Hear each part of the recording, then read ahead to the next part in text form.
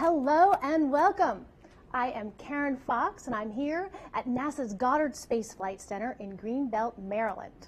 We're here today to talk about NASA's newest mission, ICON. This is a mission that explores the place where space begins. It's an interesting region because it's not quite Earth's atmosphere, it's not quite fully space, it's an overlap of the two, and it's really dynamic, it's constantly changing, and it's also important. It is increasingly part of the human domain, and not just because we have astronauts there, which we do on the International Space Station, but also because it's where our satellites fly, and it's where our radio waves and our GPS travel through. So what happens there really can affect us down here on the ground. We are getting ready for the ICON launch on June 14th. We will be taking media questions at the end. We're going to be taking social media questions at the end. If you want to send in your question, do it with hashtag AskNASA. Here in the studio with us today, we're going to be talking to Doug Rowland. He is the mission scientist for ICON here at Goddard. We're also talking to Willis Jenkins. He is the program executive at NASA headquarters in Washington, D.C. A little bit later, we are going to be going to Vandenberg Air Force Base to talk to some scientists there and see the mission as it gets ready. And we'll also be hearing a little bit from one of our astronauts about this region of space. Welcome. Getting started. Doug, can you tell us a little bit about this region? It's called the Ionosphere. Tell us about this region of space. What's going on there? Thanks, Karen. So ICON is Ionospheric Connection Explorer. It's going to study the upper part of our atmosphere above about 60 miles. This is the part of our atmosphere where the normally neutral gas that we breathe fades off, gets less dense, and gets ionized, gets electrons ripped off it by solar ultraviolet radiation. That part of space was discovered back in the early part of the 20th century with radio waves bouncing off the ionosphere. That was an invisible way of studying the ionosphere. That was our first clues about it. Now we're going to be using a beautiful phenomenon called the air glow, which is visible light, ultraviolet light, infrared light. We're going to be viewing that with our satellite and trying to use that air glow, which is just what it sounds. The atmosphere emits light in different colors. We can use those colors to diagnose what's happening and how that works. So you can see air glow from the ground when it's really dark and with the right cameras, but the best place to see it is from space. So we are going to talk. We have here today with us Don Pettit, who was on the International Space Station, had a wonderful chance to see air glow. Don, tell us what air glow, a little bit more about it and what it looks like from space. Air glow is one of my favorite aspects of looking at planet Earth at nighttime from space. And the atmosphere sort of just glows from of all these different colors, and it's still faint with your eyeball if you look out the window. You got to be dark adapted. You got to be in a dark module in order to look out and see the air glow. And one of the reasons you can see this with your bare eye is because the path length of atmosphere that you're looking through is so large. If you are standing on the surface of Earth and you're looking up, the path length is relatively short and the air glow is faint. You can record it and measure it with instruments, but it's really tough to see with your eyeballs. But when you're on orbit and you're looking out at an oblique view of Earth on edge, the path length through the atmosphere is so large that now you can see it. Thank you. Now, we've talked about how we're studying this region of space because things there can really affect what's going on. Tell us a little bit about that space weather as an astronaut. How can space weather affect those people up on the International Space Station? Well, there's a little bit of a dichotomy in that you talk about weather in space and you think of weather as being an atmospheric, a low-level atmosphere phenomenon. But when you are in space, there is all kinds of atmospheric residuals that can affect your life. And one of them happens to be radiation that gets funneled down and passes through this part of the atmosphere. And every once in a while, if the sun goes on a rampage, we have to hide in the Russian service module on space station in order to reduce our radiation loading. Thank you so much for being with us here today, Don. We've been talking a little bit about how space weather can affect astronauts in space. Let's switch now. We have Willis Jenkins from NASA headquarters in Washington, D.C. Let's talk about why space weather matters here on the ground. Why is NASA studying this phenomenon? Well, there are more implications that we have with this study. It looks beyond just the region that astronauts fly through. It's also where our satellites fly through as well, giving us our navigation as well as communication. And as we look to the future, we'll be looking at precision farm equipment and also self-driven automobiles. So these are all things that GPS can help affect, right? And we want to make sure we're maintaining that. That is correct. So everything will start being such that it's dependent on GPS. Great. So GPS can really affect a lot of things, not just our maps in our cars. Doug, welcome back. Thank you. Tell us what is driving all this change in the ionosphere that we're attempting to study? We usually think of space as being empty, but it's not. It's full of radiation, it's full of ultraviolet light, and the sun is the major source of that radiation. You can see in the simulation, that's a simulation done here at Goddard where the solar wind is streamed past the Earth. For a long time, that was thought to be the primary driver of variations in the ionosphere or variations in space environment. What we learned in the last decade, that you hear from Tom Immel later, is that the lower atmosphere, some of our rainstorms and our tropical rainstorms, have a much bigger impact on the ionosphere and how that distribution of plasma occurs that can affect the GPS that Willis had mentioned. Thank you so much. Now, the reason we're here today, as I mentioned earlier, is because ICON is launching on June 14th. Welcoming back Willis Jenkins. So we are just 10 days away, and it's kind of hard to believe that we've gotten to this point, but it's an exciting time. Now, we're going to be launching from Kwajalein. It's in the South Pacific of the Marshall Islands. And that launch is going to take place at 2:01 a.m.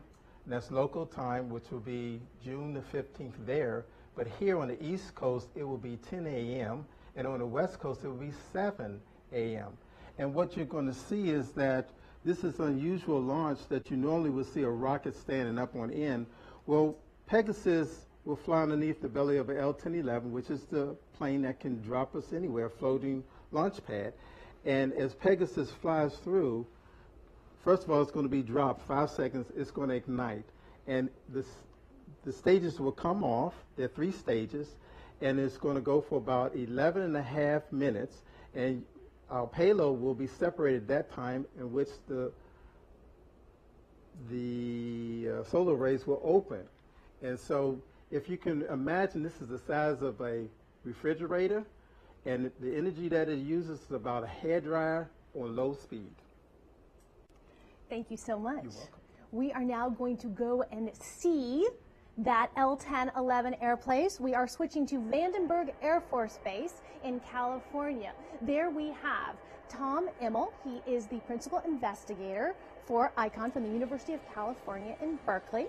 We also have Rebecca Bishop, a scientist from Aerospace Corporation, the Aerospace Corporation in El Segundo, California. Tom, tell us what we're seeing there. What does it look like?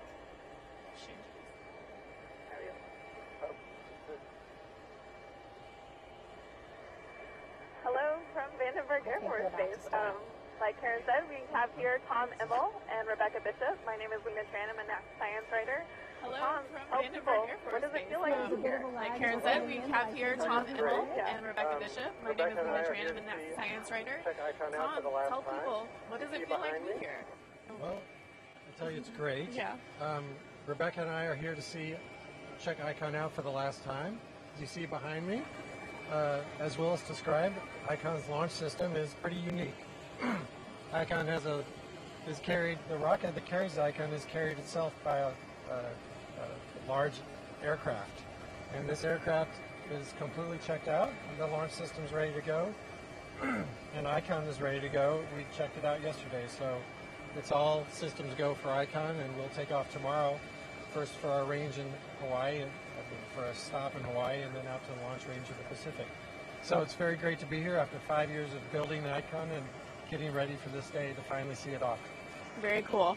So ICON is about to take its next step on its journey to space. Once it gets there, what kind of science will it be doing? Well, ICON's doing a new science mission for NASA, the Ionospheric Connection Explorer, studying how weather in our lower atmosphere, the weather we experience from day to day, influences conditions in space.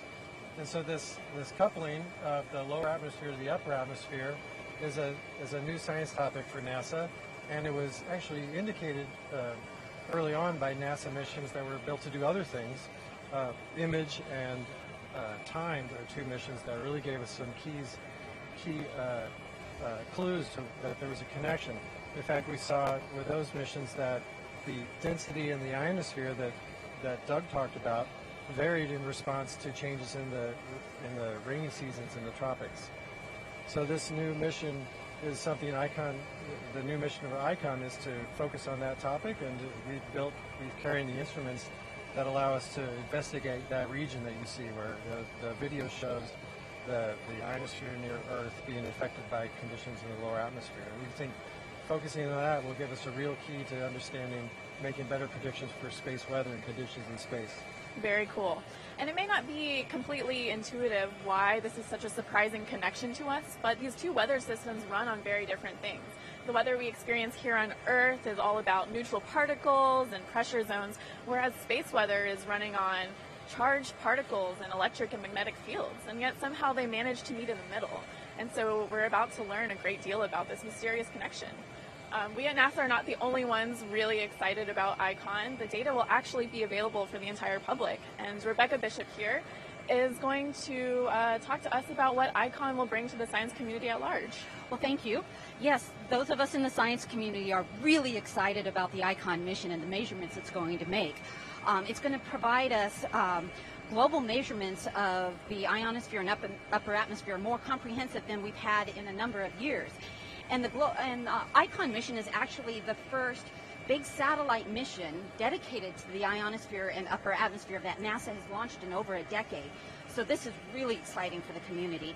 And because the data is going to be available to the public and to the rest of the scientists, we're actually going to be using that data to actually supplement or enhance the other investigations we do that are supported by NASA and on investigations and experiments on platforms such as sounding rockets that are launched from all over sites all over the world, and CubeSats that are released from the ISS as well as other launch vehicles. So, you know, and all this data, all the information, all the knowledge that not just the ICON team gains, but the science community gains, will help NASA and the science community better support the public and the national interest. Fantastic. So we've seen a lot of really beautiful pictures and talked a lot about airglow today. Tom, can you talk more about how airglow and studying airglow will help ICON science? Well, the airglow around Earth, as Don Pettit mentioned, is a remarkable feature of our planet. And at nighttime you can see it with a camera. In the daytime there's actually much more of it, but you have to build special imagers to capture that. I think we have a few other movies of the airglow. It's just a remarkable target for us. So that green line and the red emissions that you see in these movies are actually, in the visible light, are a target for ICON. The air also glows in the ultraviolet and in the infrared on both sides of the spectrum around the visible. ICON carries 3 imagers that image the air glow across the spectrum, from the infrared to the ultraviolet, including those red and green emissions. So, that gives us a connection. That gives us the picture from the lower boundary of space up to the peak of the ionosphere. We're also carrying a probe on the observatory, which measures the motion and the density of the plasma at the altitude of the spacecraft. So that gives us a complete picture from the ionosphere, from the peak of from the position of the satellite down through the peak of the ionosphere all the way down to the edge of space. So we're really built to take advantage of the airglow and mix in other experiments, and we're really ready to make these to explore this connection that we've been wanting to understand for a long time. Cool. And ICON will be studying that airglow from 350 miles above Earth's surface in what we call low Earth orbit. Rebecca, can you tell us why this specific orbit is so important for ICON science? Well, it's not just the altitude that's important, but also where it's orbiting around the Earth. And the ICON mission is actually orbiting in the low latitudes or near the equator. And because we think a lot of the dominant forcing or dominant weather patterns over the tropics and the rainforest are actually what's influencing the ionosphere, and most of the rainforests are near the equator. This sets up ICON to be in an ideal location to make measurements to study this phenomenon. Very cool. We are going to go back to Goddard now, but Tom and Rebecca are here to answer all of your questions, so please keep them coming, whether in the Facebook comments or using the hashtag AskNASA, and we'll be answering them shortly. Thank you so much, Tom, Rebecca, and Lena. We just left Vandenberg. We are now back in our studio at NASA Goddard, and I'm getting excited for this launch happening on June 14th. Doug, what are you excited for about this mission? One of the things that I found most exciting about this mission is the high-resolution measurements of ICON as it zooms through that ionosphere every 90 minutes are going to be coupled with other NASA missions and other missions from other countries. In particular, the GOLD mission. GOLD launched in January. That's going to give us a big picture view, kind of like a GOES weather satellite. It's going to see the whole hemisphere at once. Well, ICON zooms through really fast. We're going to get that big picture context to kind of coordinate the two measurements. So that, for me, is the most exciting. Willis, come join us, too. Oh, sorry. Same question to you. What are you excited about for this mission? Well, I'm very excited because, as Doug mentioned, that we've already had GOLD that launched early part of this year. Now we have ICON, which is our second Explorer. And it adds to the overall portfolio that we have in heliophysics division. And it's going to give us great science. And just coming up in the next couple of months will be Parker Solar Probe, which is another heliophysics mission. So our portfolio is just looking so wonderful this year with great launches to happen. And so that's why I'm really excited. And plus, this is our 44th Pegasus launch, so I'm really excited about that. Great. We will be taking your questions. We have several media questions to ask, and then we will also go to social media. Our first question is from Mark Gotch.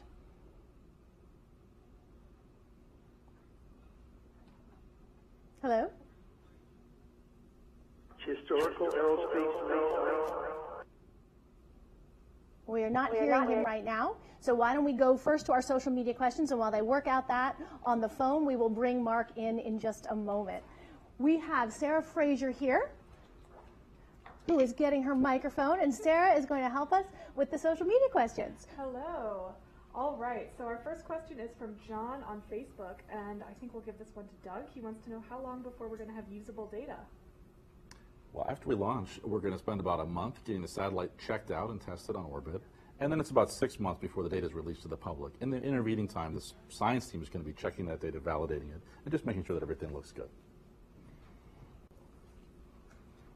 All right. We are working to see if we can get our media questions up. We're working on that now. In the meantime, we should also mention what Willis did about Parker Solar Probe. It is going to be talking about the sun, and what I find so fascinating is what's happening at the sun is what is affecting down here where the rubber hits the road in the ionosphere. It's part of this giant system. So stay tuned for that too. That's going to be launching on July 31st. Correct. Great. We do have more social media questions. Sarah Fraser. Hi, I think my mic should be working now. All right, Adam from Facebook wants to know, what do we mean by charged particles?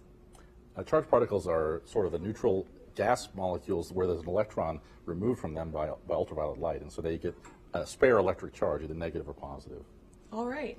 And then I think this one's a little bit related. So Paul from Facebook wants to know, so you said that air glow is when a particle has its electron stripped off as it moves through the atmosphere. And then, so how does an astronaut actually see that? Like, how does that create something that we can see? Air glow is a little bit different. It's when the atoms or molecules are excited and they emit light. So that can happen by a lot of different processes. Some emit red light, some emit green, the different colors. And then that just emits a visible light that you can take a picture of. All right. And then another question from Ryan. He says, can I see it from Eugene, Oregon? Let her know that I'm available for questions. So why don't you answer both? I believe, I'm going to be right, that Oregon is too far north to see the spacecraft because it orbits at up to 27 degrees. But the air glow on a very dark sky with a good camera, you should be able to see something. All right. I can keep going. I have a few more questions. Let me check. Have we heard anything else about the phone bridge? Is that working yet? Mark, your line All right, is we're still hoping that. If for anybody who is trying to do questions that way, just know we will take your questions. Even if we're not able to do it live, we will make sure we get your questions and get them answered.